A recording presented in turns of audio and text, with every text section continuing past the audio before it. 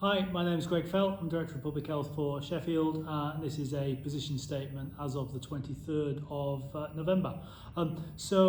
Numbers still are going in the right direction. If my update last week, the 7-day incident rate was in the order of 320 per 100,000. As of yesterday, it's now 250 per 100,000, there or thereabouts. So it's coming down fairly quickly, actually. It was the second or third lowest in Yorkshire as of yesterday afternoon. In any given week, we are testing about 7,000 people who have symptoms, and of those, about 1,400 are testing positive. And that, again, as the epidemiology goes downwards, we expect the numbers will go downwards. It's calming down. Hospitals are still really busy. The numbers in hospitals have stabilised, and obviously that's good news for all sorts of reasons. But they're stabilised at quite a high level, and it will take a long time for them to come down. And there are not insignificant number of deaths, and clearly deaths lag behind cases, so we'd expect deaths to be higher for some time. Whilst the numbers are stabilising, they're stabilising at a higher rate. They are coming down, but they're coming down slowly. There's very, very little room for manoeuvre, so whatever we do next, we would be unwise to do anything that makes the situation worse, because whilst it's stabilising, it's still not a good position to be in. R0 is somewhere in the region of 1.0 to 1.1, so just hovering just above the 1 level. I'd prefer it to be well below the 1 level. We'll probably by the 2nd of December get it to about 1, or just less than 1 is my suspicion. I can't speculate as to what will happen on the 2nd of December when the current lockdown finishes. I, like everyone else, suspect that there'll be the reintroduction of a regional tiered system. It's impossible to say what that might look like, but I think there will be a regional tiered system, and we aren't at a level of infection, a level of hospital activity, a level of deaths where we could honestly say that we can begin to de-escalate the tiers, and most of Northern England is in pretty much the same space.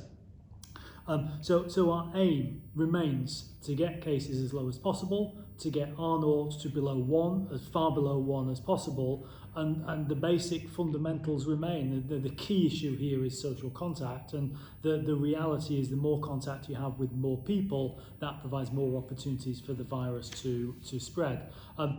Broad strategy remains the same: keep people safe, protect the vulnerable, reopen Sheffield. However, this does remain a dangerous respiratory virus. The operational plan is pretty much the same as it always was.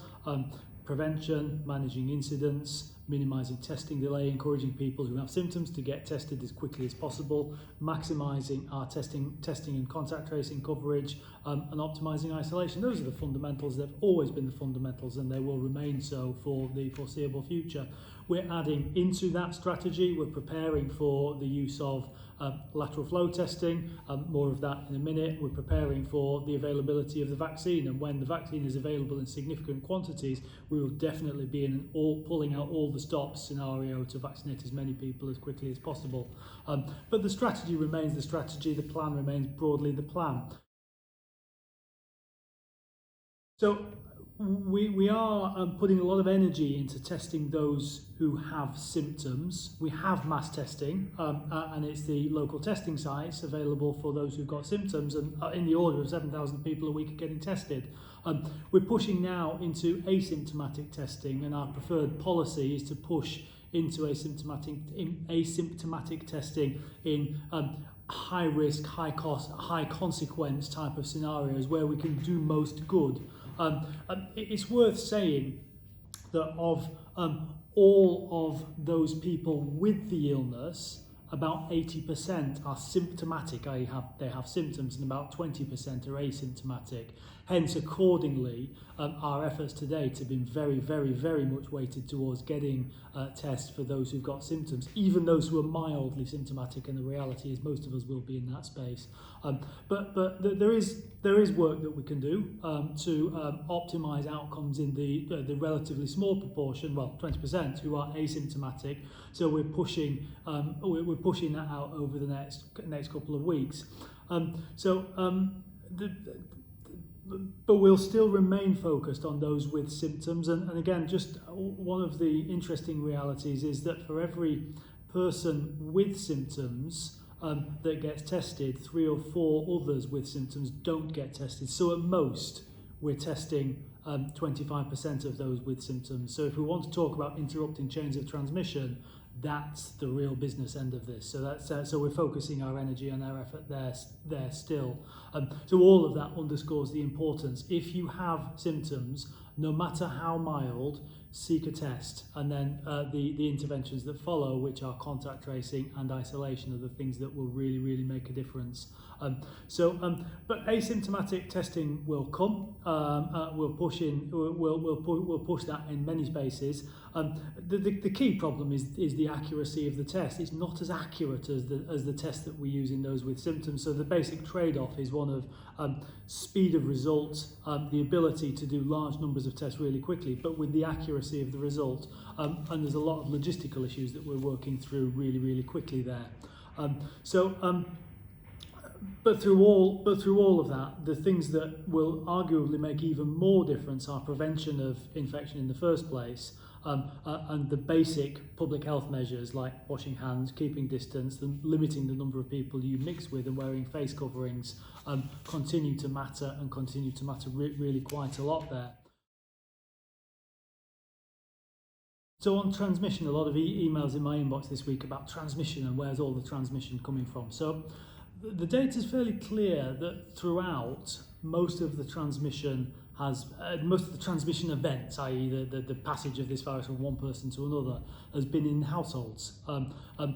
Most of us think we will get this virus from a stranger outside of our house. The opposite is true. We'll probably acquire this virus from someone we know inside our house. Of course, it has to get in there from somewhere, and I shall come on to that in a minute. But just in terms of why households matter, 3 or 4 reasons. One, they're probably the least COVID secure of all of the places that we are. We don't wash down the high touch points every 2 or 3 hours. Secondly, we spend most time there.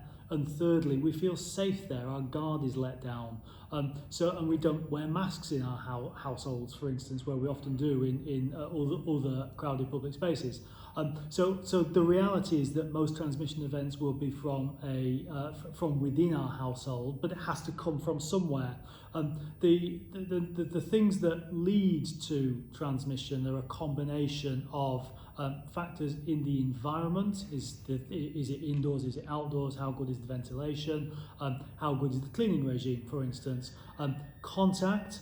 How many people, what frequency, what's the duration, what proximity, what distance are you from those people, and host, things inherent within us, age, infectiousness, susceptibility, which is linked to age. All of those things together are risks for transmission. A lot of talk about super spreaders. It's fairly clear, has been throughout, that 80% of transmissions come from 20% of people. That's partly to do with biological characteristics, which actually are quite poorly understood, partly behavioural, and we can affect the behavioural stuff. So by avoiding crowded public spaces, by washing our hands frequently and things like that, we can affect some of the super spreader nature of this. What people are doing is clearly making a difference. So the people ask me if there any evidence that it's almost impossible to evidence the impact of prevention, but a few things spring immediately to mind.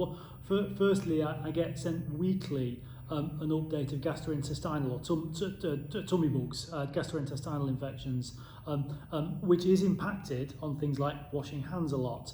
And there are always big caveats with what I'll be about to say, but there's a pretty consistent finding over quite a long period that for both GP consultations and lab diagnoses of things like norovirus or other gastrointestinal infections, the numbers have dropped off a cliff and have done since about February or March this year. When we first started telling people to wash their hands, and people have been washing their hands.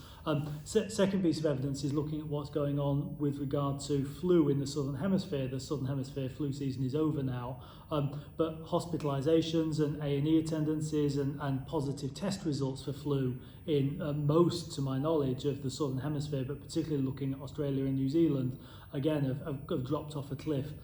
So I guess the punchline is that the same things that protect us from flu and tummy bugs also protect us from COVID-19. Washing hands, keeping distance, limiting the people we mix with, and wearing a face covering all matter.